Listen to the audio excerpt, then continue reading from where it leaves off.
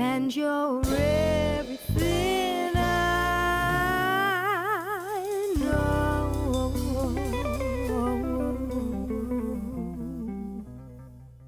Why do we practice?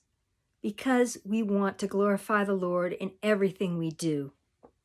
In Colossians 3:23, it says, "Whatever you do, work at it with all your heart, as working for the Lord, not for human masters." Yes, we want to be our best. And how can we be our best? We got to practice. That's right.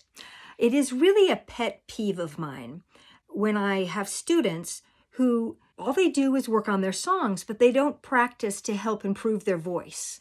If you don't work on your voice, you won't get better nearly as quickly. You will get a bit better if you just sing a lot.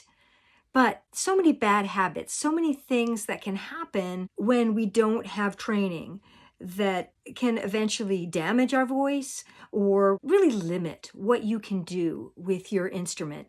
There are so many incredible things you can do with your instrument that you will never find out without training and without practice. The other thing about practice is you need to make things into muscle memory. When you do things in a lesson, even if you are getting training, and then you never practice it until your next lesson, your body sort of never assimilates it. It's as if you went to your gymnastics and you never practiced your back handsprings or your cartwheels or whatever it is, whatever level you're at, until the next time you go to a meet. How silly would that be? You'd probably also rip some tendons and muscles. It would be a bad thing. I have had the unfortunate experience of having people come to me for private lessons who had been in a choir or praise team where the director or leader of that group never bothered to do warm-ups with their group. They never thought that was important.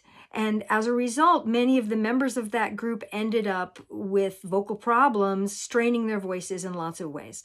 So let's just say practice is super important, and warm-ups is an incredibly important part of practice.